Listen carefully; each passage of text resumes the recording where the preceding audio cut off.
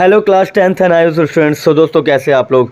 दोस्तों इस समय हम लोग एनआईओएस के होम साइंस के बारे में बात कर रहे हैं। होम साइंस के क्वेश्चन पेपर को सॉल्व कर रहे हैं और इससे पहले मैंने 3 वीडियो ऑलरेडी डाल दी है, ठीक है।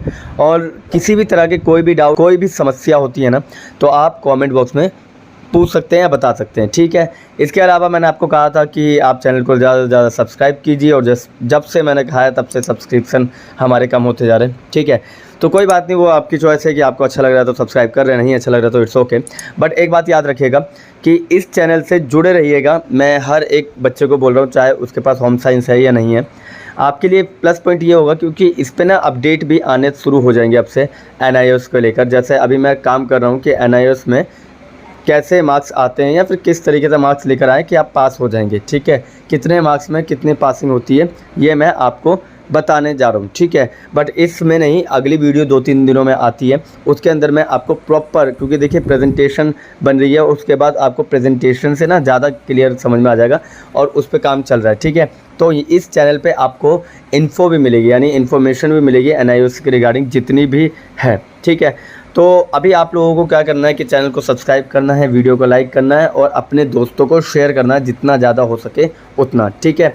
सो इससे पहले क्या था कि और कुछ बच्चे को क्वेश्चन कर रहे थे कि सर क्या ये रिपीटेड क्वेश्चन है या फिर ये क्वेश्चन पेपर में आएंगे।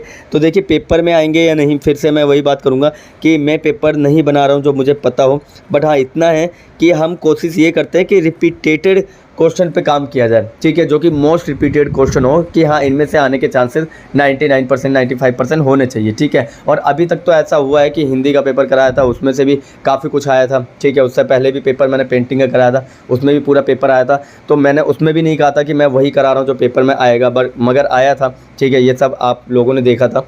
तो मैं ये नहीं कहूँगा कि पेपर में ये क्वेश्चन आएंगे नहीं आएंगे, मगर हाँ हम अपनी तरफ से कोशिश करेंगे, मेहनत करेंगे और उसके बाद सारे के सारे क्वेश्चन के आंसर खुद ब खुद आने लगेंगे और पेपर में हम सारे के सारे क्वेश्चन आंसर करके आ जाएंगे, क्लियर। सो आज हम करने जा रहे हैं 23 से 22 तक हमने ऑलरेडी पहले दे दिया है। और अगर आपने वो लेक्चर नहीं देखा है तो पहले वो जाकर लेक्चर देख लीजिएगा, ठीक है। तो 23 है हमारे सामने। एक किशोर के सामाजिक विकास में उसके समवयस्क समूह किन 3 तरीकों से सहयोग करते हैं, यानी mention 3 ways in which your peer group aids in your socialisation, ठीक है। एड्स करते हैं यानी लाइक ऐड करना, ठीक है। चलिए तो अब देखिए क्या करना है कि कुछ बच्चे बोल रहे भैया मैं इंग्लिश मीडियम से हूँ, हिंदी मीडियम से हूँ। डोंट वरी, दोनों की PDF मैंने टेलीग्राम ग्रुप में डाल दी है। अगर आपने टेलीग्राम ग्रुप नहीं ज्वाइन किया है, अगर क्या बहुत से लोगों ने टेलीग्राम ग्रुप ज्वाइन ही नहीं किया है और जिसके कारण आप लोगों को प्रॉब्लम फेस करनी पड़ रही है क्योंकि आपको PDF मिल नहीं रही है, आप पढ़ेंगे कहाँ से। सिर्फ सुन के कुछ नहीं होने वाला, ठीक है, क्लियर। तो आज ही टेलीग्राम ग्रुप को ज्वाइन कर लीजिएगा कमेंट बॉक्स से, ठीक है। तो उसके अंदर मैं सारे आंसर लेकर आया हूँ और उसके अंदर मैंने लिखे भी हैं। तो मैंने कहा एक किशोर के सामाजिक विकास में उसके समवयस्क समूह जो होते हैं ना, वो 3 तरीके से सहयोग करते हैं। फॉर एग्जाम्पल सबसे पहला तो लिखिएगा कि सहकर्मी समूह सामाजिक मानदंडों, रीति रिवाजों और विभिन्न विचारधाराओं को सिखा सकते हैं, ठीक है। यानी कि कुल मिला के क्वेश्चन पूछ रहा है कि आपके साथी लोग आपको क्या क्या सिखा सकते हैं। तो पहला पॉइंट तो क्या है कि सामाजिक मानदंडों को सीखना, ठीक है। सामाजिक मानदंड कैसे होता है, फॉर एग्जांपल अगर आपका कोई दोस्त मोमडन है या आपका कोई दोस्त हिंदू है तो आप उससे रीति रिवाज सीख सकते हैं, है ना, रीति रिवाज सीख सकते हैं। इसके अलावा उसका कल्चर को सीख सकते हैं, ठीक है। इसके अलावा सामाजिक मानदंड जो भी है, समाज में कैसे रहना है, ये भी आप सीख सकते हैं और अलग अलग विचारधाराओं को भी सीख सकते हैं, ठीक है। इसके बाद हम देखते हैं सेकंड पॉइंट हमारे सामने कि समूह व्यवहार और दिखावे को अपनाना, ठीक है। यानी कि जब आप अपने सहकर्मी को देखते हैं तो समूह इस बात को प्रभावित कर सकते हैं कि कोई व्यक्ति क्या महत्व देता है, जानता है, पहनता है, खाता है और सीखता है, ठीक है। यानी कि जब आप समूह में होते हैं ना, तो समूह में आपको पता चलता है कि वो कैसे रहता है, वह कैसे जानता है, वह कैसे खाता है, वह कैसे सीखता है और आपका भी मन करता है कि आप भी वैसे ही करें। समझ में आ गया। इसके अलावा थर्ड है जानकारी, फीडबैक और समर्थन प्रदान करना, ठीक है। तो जानकारी और फीडबैक और समर्थन की बात करूं तो जैसे जैसे व्यक्ति स्वयं की भावनाओं को विकसित करने लगता है वैसे वैसे उसका सहकर्मी जो होता है सूचना, फीडबैक, समर्थन, ये सब कुछ उसको महत्वपूर्ण स्रोत के रूप में लगने लगते हैं और वो उसे एडॉप्ट करता रहता है, क्लियर। तो ये 23 का क्वेश्चन का 3 पॉइंट बता दिया। पहला सामाजिक मानदंडों को सीखना, दूसरा समूह व्यवहार और दिखावे को अपनाना और तीसरा जानकारी, फीडबैक और समर्थन प्रदान करना। टेलीग्राम ग्रुप को ज़रूर ज्वाइन कर लीजिएगा, बहुत अच्छे आंसर हैं उसके अंदर, प्रॉपर क्लियर करके रखे हैं मैंने। और मैं गारंटी देता हूँ, अभी तक तो आपको नहीं दी मगर अब देता हूँ कि इसमें से काफ़ी क्वेश्चन आपके पेपर में देखने को मिल जाएंगे। ठीक है, चलिए तो 24 देखते हैं।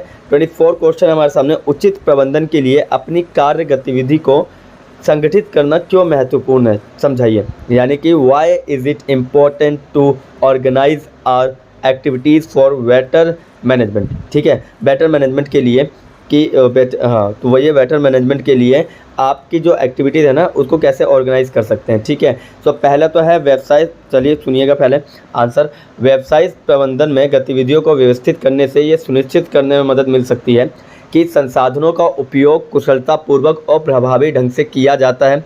यह व्यवसाय को उत्पादकता में सुधार करने में भी मदद कर सकता है, लागत कम करे और प्रक्रियाओं को सुव्यवस्थित करे। ठीक है, तो कुल मिला के क्या है ना कि आप जब किसी भी तरह का मैनेजमेंट देखते हैं तो उसके अंदर क्या होता है कि आपकी जो पहले वाली कार्यविधि होती है, जब जो पहले से ही आपने मैनेजमेंट कर लिए तो आपको पता है कि भैया मैं कहीं जाऊंगा ना तो मुझको क्या करना है, मुझे इतना इतना हिसाब लेकर जाना, मुझे इतने इतने रुपए में खर्चा करना है और इतने इतने पैसे वापस लाने हैं। ठीक है, तो जब आपको ये सारा का सारा मैनेजमेंट पहले से ही पता है, ठीक है, तो आप स्किलफुल होंगे। ठीक है, और आप अपना कार्य प्रभावी ढंग से करेंगे। क्लियर, और आपका जो भी ट्रेड होगा, कोई भी व्यवसाय होगा या मैनेजमेंट होगा, उसके अंदर आप प्रोडक्शन में ना इम्प्रूव करेंगे। समझ में आ रहा है, प्रोडक्शन में इम्प्रूव करने में आपको हेल्प मिलेगी बहुत ज़्यादा, क्योंकि आपने पहले से ही उसका एक मैनेजमेंट बना लिया है। यानी टाइम मैनेजमेंट हो सकता है या फिर ऑर्गेनाइज कर सकते हो आप पहले उन एक्टिविटीज़ को। ठीक है, और उसके कारण क्या होता है कि उसके कारण उसमें लागत कम आएगी, यानी जो एक्सपेंडिचर कॉस्ट है वो बहुत कम लगेगा। और इसके अलावा आप उस प्रक्रिया को, उस प्रोसेस को बहुत बढ़िया तरीके से कर पाएंगे। क्लियर, समझ में आ गया आपको। 24 का आंसर ये था। ठीक है, चलिए 25 देखते हैं क्या है हमारे सामने। 25 है हमारे सामने, एक सजग उपभोक्ता के 5 उत्तरदायित्व लिखिए। ठीक है, यानी कि give any 5 responsibilities for an alert consumer. अगर आप एक कंज्यूमर हैं और उसमें भी आप अलर्ट हैं, यानी हर चीज़ को लेकर सतर्क हैं, तो आपके 5 क्या हो सकते हैं मापदंड या फिर रिस्पॉन्सिबिलिटी। तो पहला तो है कि सूचित रहेंगे। ठीक है, यानी कि हम हमेशा इन्फॉर्मेशन हमें मिलती रहेगी।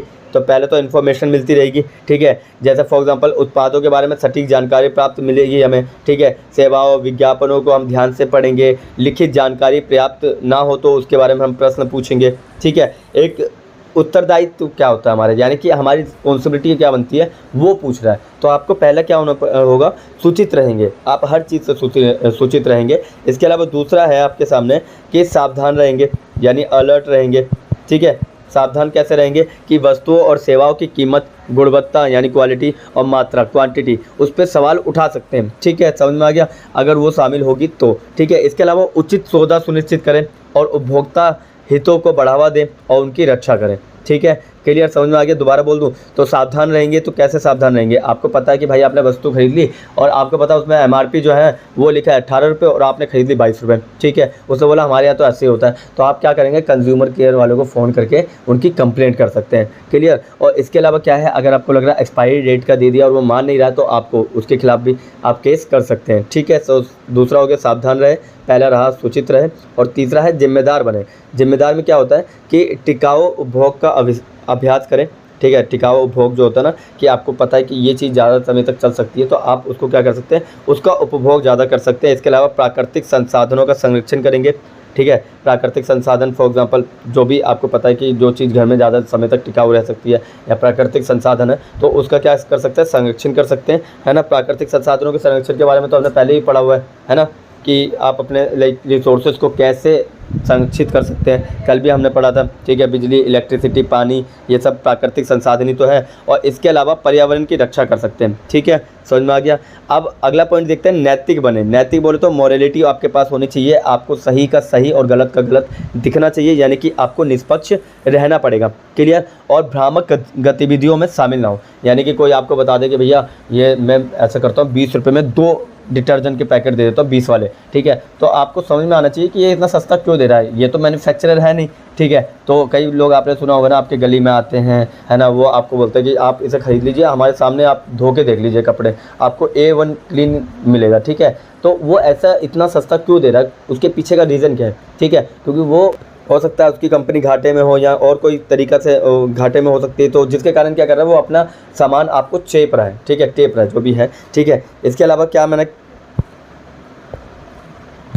ठीक है, तो नैतिक बने, समझ में आ गया, निष्पक्ष रहे और भ्रामक गतिविधियों में शामिल ना हो, ठीक है। तो 26 देखते हैं, 26 में है घर में, ठीक है, घर पर पानी गर्म करने के लिए इमर्सन रॉड का प्रयोग करते समय किन 5 सुरक्षा नियमों को ध्यान में रखना चाहिए, ठीक है। तो पहले तो है इसे बच्चों से दूर रखना पड़ेगा, ठीक है, बच्चों से दूर रखना पड़ेगा। जो भी आपने देखा ना ठंड में पानी गर्म करने के लिए जिस रोड का यूज़ करते हैं ना, उस रोड के आसपास हम देखते हैं कि बच्चों को हम क्या करते हैं, अलाउ नहीं करते, उस रूम में हम जाने नहीं देते, रूम की कुंडी लगा देते हैं, ठीक है। और दूसरा क्या है, दूसरा है उचित ग्राउंड, ठीक है, उचित ग्राउंडिंग सुनिश्चित करें, यानी ग्राउंडिंग मतलब बोलते हैं कि आसपास की जो चीज़ है ना उसको दूर करके रखें, ठीक है। तीसरा है कंट्रोलर को सूखा और नमी से मुक्त रखें, ठीक है, यानी कि जो वो होता है ना कंट्रोलर जिससे कंट्रोल होता है पूरा का पूरा रोड, उसको ना सूखे में रखना चाहिए, ठीक है, उसको गीले में नहीं डालना चाहिए। इसके अलावा फोर्थ है प्लग लगाने से पहले रोड को डुबा दें, धातु की बाल्टी का उपयोग ना करें। आप गलती से क्या करते हैं कि थोड़ा दिमाग लगा दिया आपने, आपके यहाँ लोहे की बाल्टी है, आपने लोहे की बाल्टी में रोड लगा दी,